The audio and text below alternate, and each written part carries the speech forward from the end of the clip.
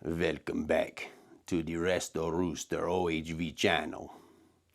If you remember a while back, I had a 2007 YZ450F that we ended up parting out because there's so many missing parts, and all the parts that they did have weren't for the machine, and it was just getting to be a nightmare to try to figure out what was right and what was wrong.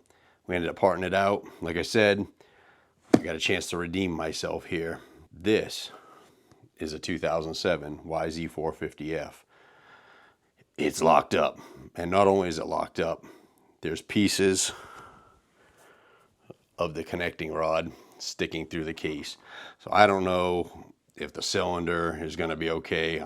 The connecting rod broke. The piston's definitely going to be no good. How is my head? The heads on these bikes are ridiculous. My 2020 KX450, I bought a brand spanking new head for like $550. The cost on these from, I want to say, like 07 to 09 or 06 to 09 is like $1,300 and something dollars. That's not even, that's a bare head. That's not even including anything else, valves, cams, anything. So if the head is junk on this, more than likely we're going to have another parts bike on our hands. I hope not, because I'd like to do this project and get this done for you guys. So that's all I know about it right now. As usual, we're going to go ahead and take a walk around this thing and see what else is going to be involved with getting this bike back up and running again. And of course, if that interests you, stick around.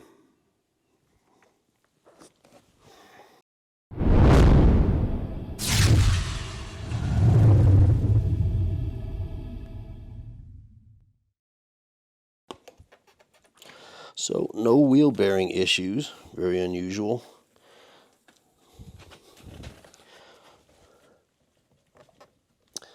And I'm not feeling anything in the steering stem bearings, which is very common on these Yamahas. So far so good. Front tires in good shape. Cables are routed incorrectly. The front brake pads don't look bad. Not sure if there's sufficient light to see that, but the cases are broken, which is a shame because I had perfectly good cases on the other engine, and those are gone. Sold to the highest bidder.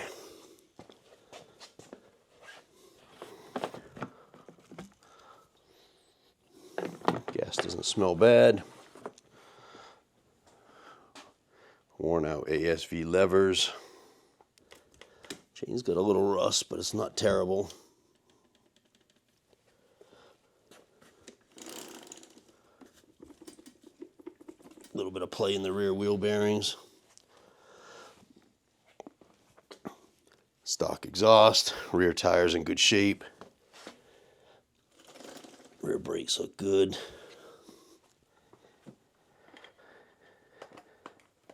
And they function properly. It's got the zip tie bolt kit, aftermarket accessory. Definitely looks like we got a little bit of a set of forks leaking, which is strange because this bike only has 2.2 hours on it completely.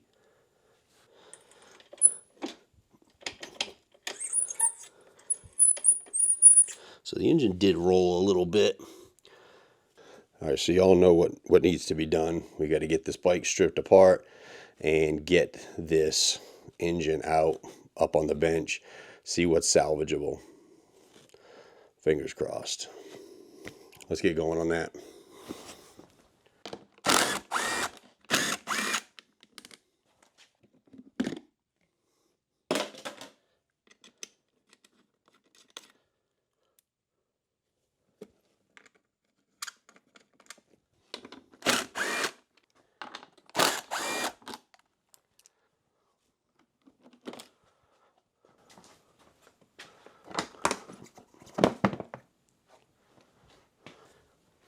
Air filters not really connected. Very sticky. I don't know what they've got in there, but it's not the typical oil. So we're going to have to put this all back together in here. It looks like it lost a bolt.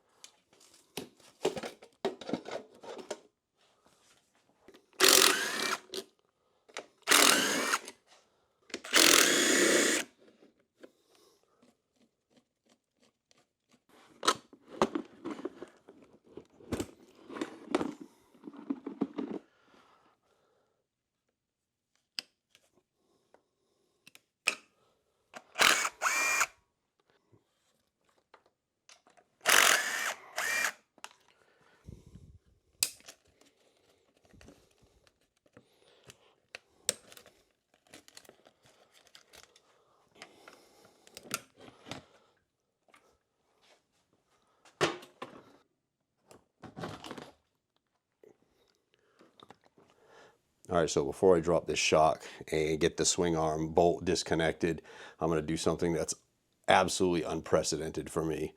I'm actually going to go ahead and drain the engine oil out of this thing rather than opening the engine up on the bench and spilling oil everywhere. So it's progress. We're evolving around here.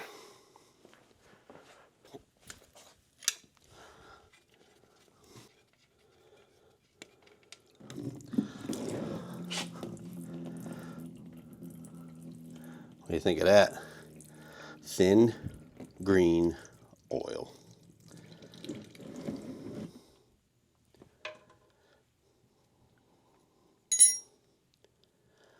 Well, maybe we don't have to drain the cooling system. Saving us a step here. And get a free elastic band.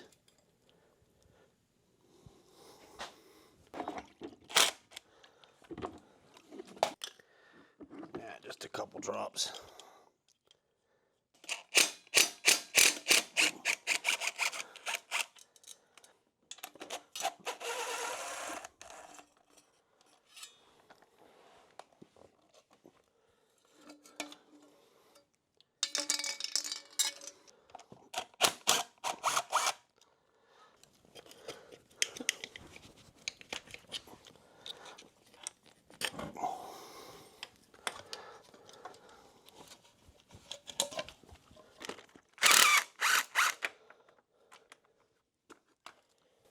Missing a spring.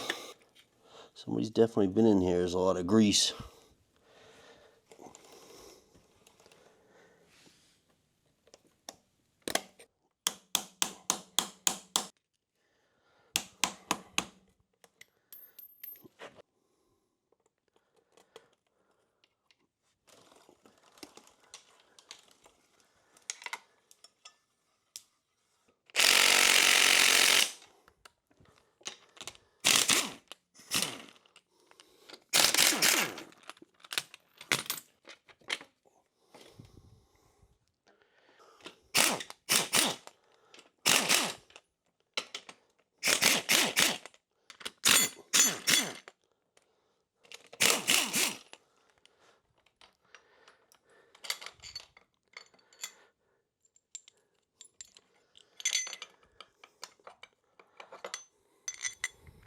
Put a little bit of slack in this cable so I can get it disconnected.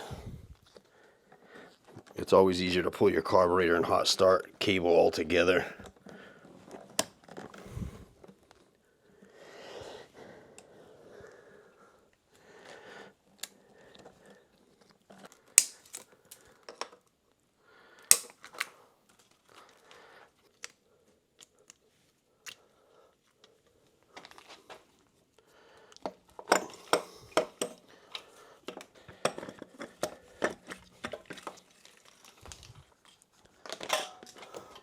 They've got this nut pulled back quite a ways. And then up here on the bars themselves, they got this adjustment screwed all the way out to the point where it's come on thread. So I have a feeling that this clutch has been dragging and they're trying to get it to release, which means it's going to need a clutch.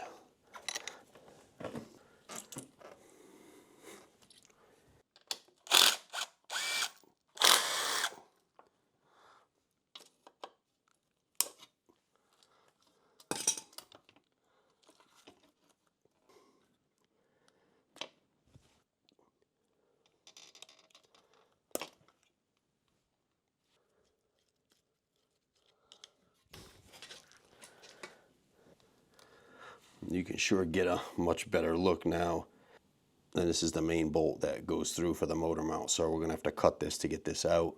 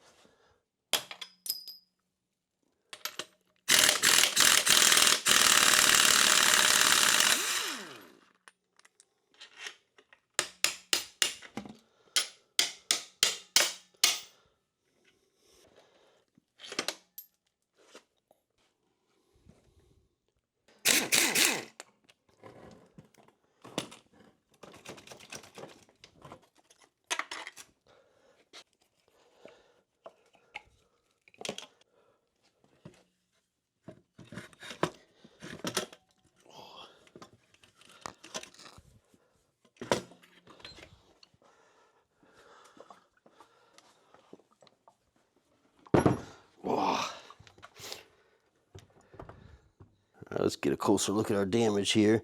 Here's our connecting rod. And the bearing feels fine in there, strangely enough. So I don't know if the piston or the top of the connecting rod failed. So let's get this head off and see if this engine is going to be a viable candidate for rebuild.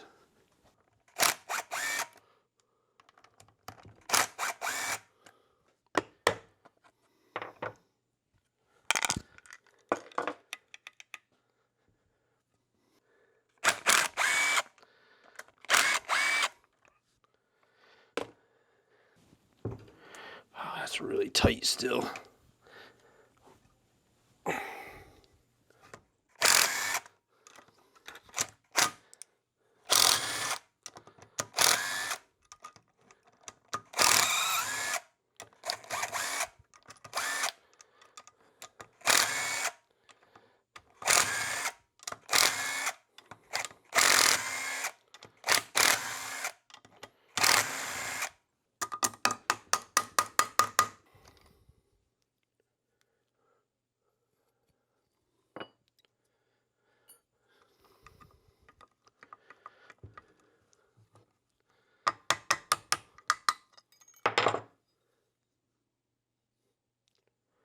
Cam caps look good.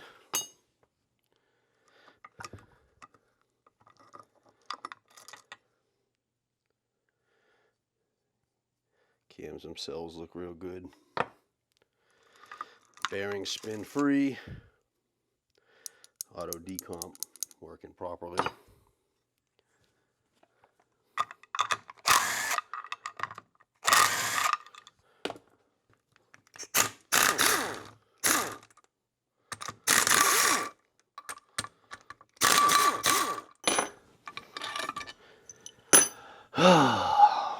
Well, here we go.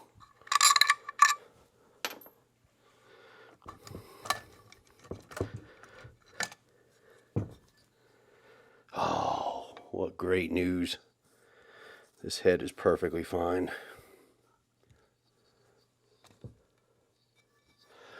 Whoo-wee. That makes a man happy.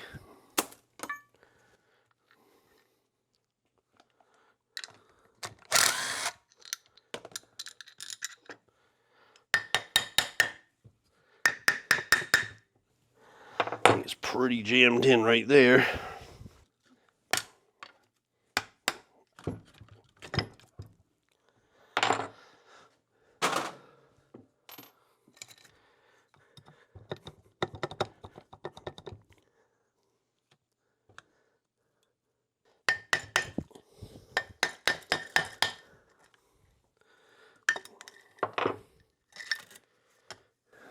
Oh yeah, cylinder is absolutely junk.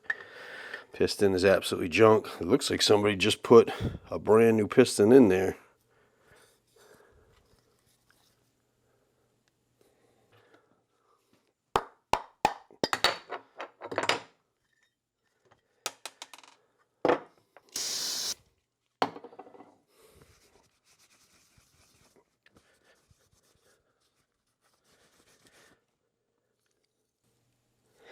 I'm starting to get good at this aluminum welding, but ain't nobody that good.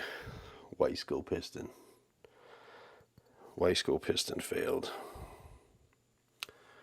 So we need a piston and a cylinder, set of cases.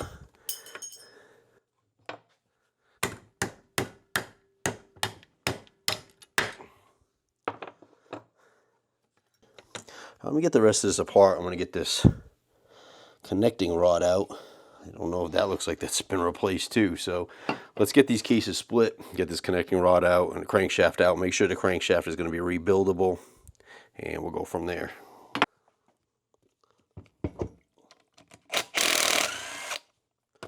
Still a lot of coolant in this engine.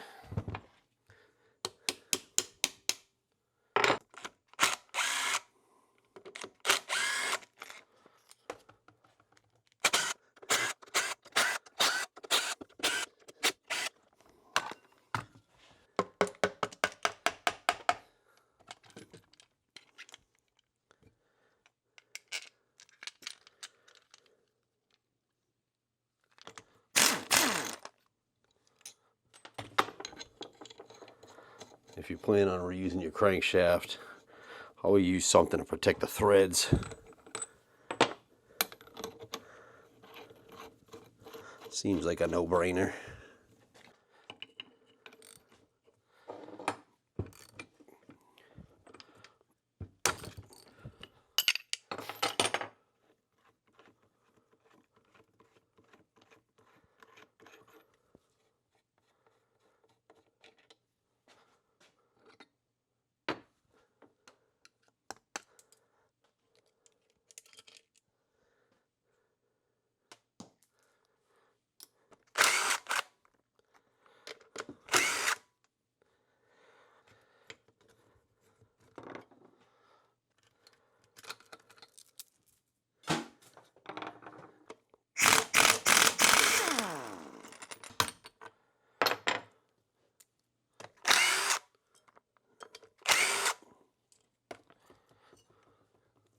This spacer slash sleeve, you can try and take it out now, but they're sometimes really a pain. Now, we'll just get it when the transmission comes apart.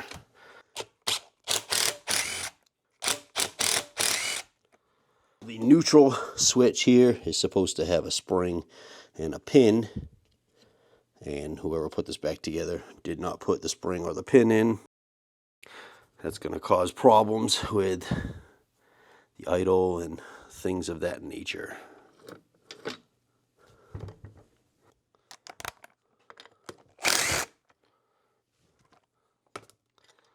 It's not the correct bolt for this.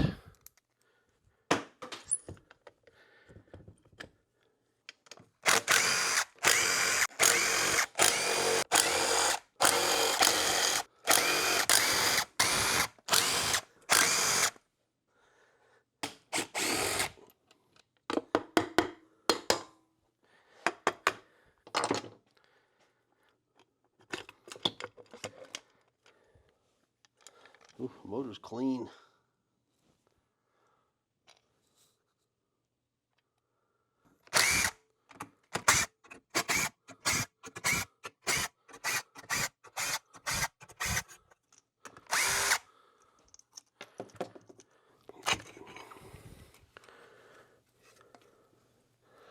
Yeah, look at the clutch plates here. They're really dark and burnt. The actual frictions don't look terrible, but this is always going to be an indication when you see these discoloring of these steel discs. When they get hot, they warp, and when they warp, the clearance, there's only a little bit of clearance when you disengage this clutch. And if these metal plates are warped, they will drag constantly, and you can adjust this all you want, but you're never going to be able to get enough drag out of this thing. And what's worse is that if you've got it adjusted so much that when you let your clutch out all the way, it's slipping because it's still holding the clutch disengaged, it gets even worse. You just keep heating and heating the discs and causing damage. So we're going to replace the clutch on this if this is a build that we're going to do.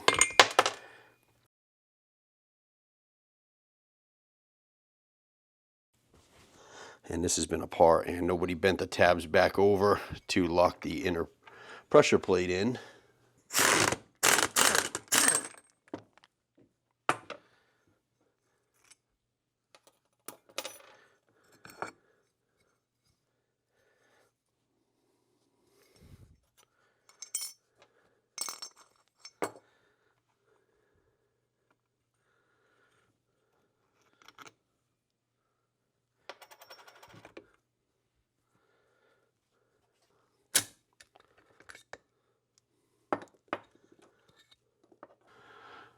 All right, so if we look at this shift mechanism here, the shift shaft, and it pushes on this shifting pawl, there's supposed to be a little sleeve in there to take up that slack, and that is missing. That was never put back in.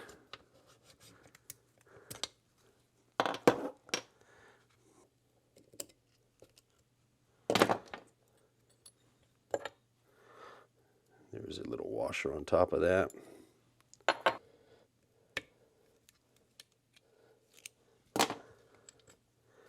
It's the oil pump drive gear. There's also a washer on top of that.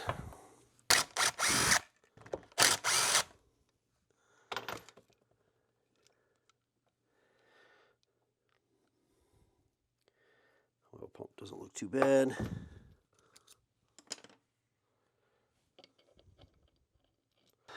All right, we'll just get the crankshaft nut off and the counterbalance shaft nut off, and we can get these cases split.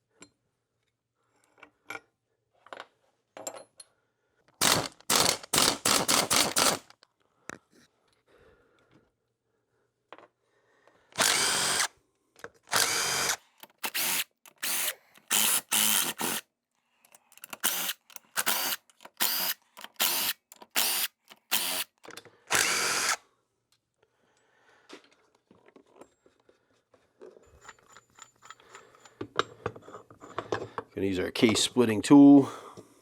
Makes this easy and does not damage our crankshaft. These arms basically bolt to the case. The center screw pushes on the crankshaft and will pull the crankshaft out of the bearing, essentially separating the cases. The one thing you want to make sure 100% is that all of your crankshaft bolts are out. Double and triple check. And as this comes apart, you may have issues with where the dowel pins sit. Of course, in this case, we're not going to have to worry about that, but they may hang up a little bit, and it's also going to require just a little bit of tapping lightly on the counter shaft to let that come through the bearing. Remember, this little sleeve here kind of binds up.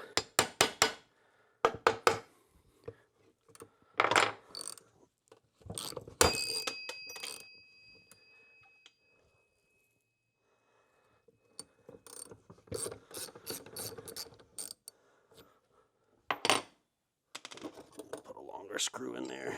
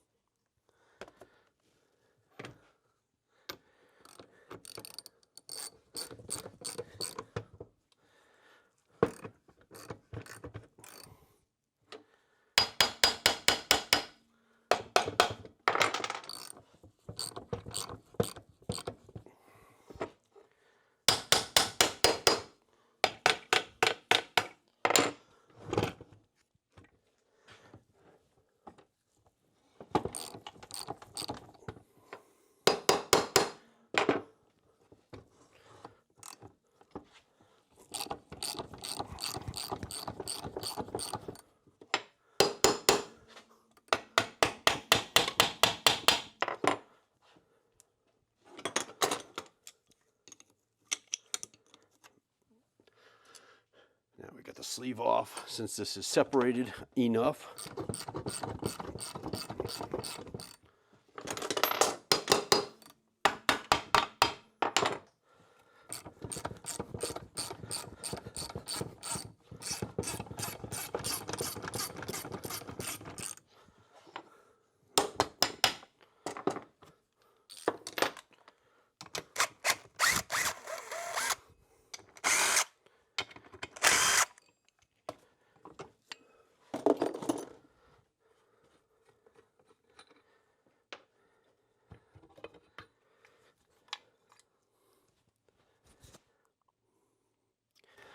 Absolute mess in there.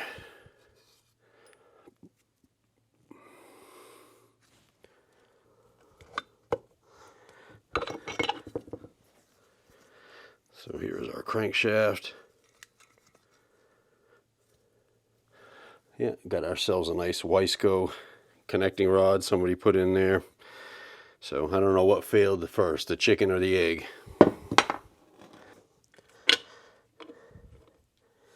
Here's our wrist pin. So right here,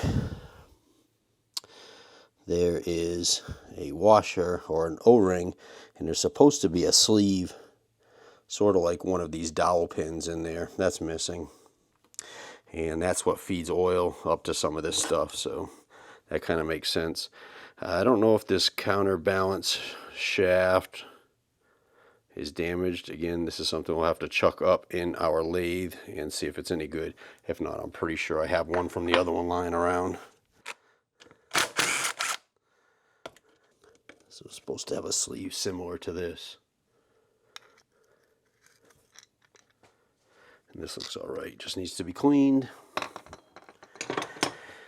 Alright, let's go get this transmission apart. One thing I do not like about Yamaha transmissions is these pins are integral with the shift forks themselves. On most of these transmissions, you can just snatch these pins out and then slide your shift forks out and take the transmission apart. But this one has to come almost apart, like almost in one whole piece. It's kind of frustrating. So whoever built this, put some new parts in it. They just did not do it right in any way, shape, or form. A lot of stuff missing, a lot of critical parts that are missing, and you know, you spend a lot of money and it's going to cost you ultimately because it's just going to fail.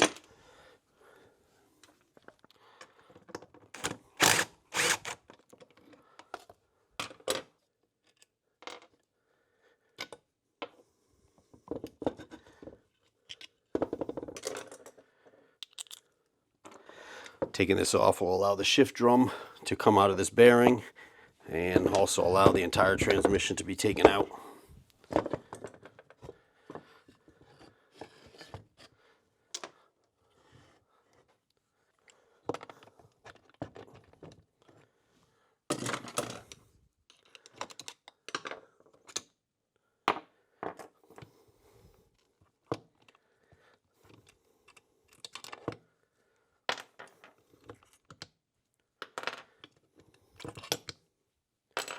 And once that's done, we can slide the entire transmission out. And of course, since somebody else put this together, we are going to go over this transmission with a fine-tooth comb, make sure all the washers and everything are back where they need to be. While we're in here, we're going to take a look at these clutch dogs and make sure there's no major wear on the female or the male side, because this is your gears and how they mesh with each other. So we definitely know we need cases. We're going to need a connecting rod kit, a piston, and a cylinder. I do see like little tiny marks on the valves here, so I'm going to go ahead and pull these valves out and make sure none of them are bent and get those replaced if we need to. We're looking at the intake manifold here. You can see a lot of cracks in there. That needs to be replaced for sure. We certainly don't want to have any issues with air leaks and a lean situation, which can also cause your engine to blow up. All right, well, there we have it. That's what we got. I'm going to go start doing some research on some parts. All right, did a whole bunch of scouring of the internet, and this is going to be the breakdown here on this particular bike. So, crankcase set. Best price I could find on a used crankcase set in good condition was around $400 on eBay. There's nothing locally on the marketplace for this. There are a couple of cheaper ones, but they do have damage more than I'm willing to put into it to repair. We need a new cylinder, so Yamaha cylinder is something like $400, just a tick under $400.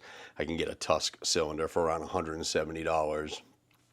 Of course, we're going to need a top end gasket kit. That's right around $40.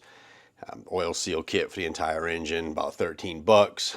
I would go with a Yamaha piston kit on this as opposed to like a Wiseco or Pro X, because you're talking upwards of $200 for that kit, where the Yamaha kit's like right around $120. We need a connecting rod. Pro X connecting rod kit is around $145, was the cheapest I was able to find. You know, rear wheel bearings, $22. Needs a clutch, 50 bucks for a Tusk clutch, friction and steel kit. And then you have all your other miscellaneous stuff like oil filter, air filter, cables that might need to be done, a couple little springs, nuts, bolts, things that are missing. You know, I'm going to figure about $100 for all that stuff. That puts us like right around $1,060 in parts. And you got your sales tax, that's right around about $1,133. If I remember right, I paid around $800 for this bike. So that's going to put me right around like $1,900 tick over $1,900 to repair this, and that's just parts. So that's not paying for any of my labor or anything like that, you know, and that doesn't even take into account any unexpecteds. Like, we take the head apart and it's got bent valves or damage to the guides or anything like that. That's all extra. When I purchased this bike, it was many, many months ago, and bike prices were still high. Prices on these bikes have dropped pretty drastically over the past 6 or 7 months, and parts continue to go up. So the balance is way off shifted right now. And unfortunately, as much as I hate to do it because I like to bring these bikes back, there's just not financially responsible to put that kind of money into this bike that I might be able to get like $2,200 out of, you know. So I guess that's going to be it for this video. You win some, you lose some. However, in this particular case, you guys are the ones that are losing because I'm not going to build this bike, but I will make far more money parting this bike out than I would repairing it. So that's what I have to do. But with that being said, I still appreciate you guys watching, hanging in there for this little short video. Seems like these YZ450Fs are almost always a part out. But thanks so much for subscribing, commenting, liking, sharing, buying the merch, buying the manuals. It helps so much. So, fingers crossed, the next one will be a build. Thanks again.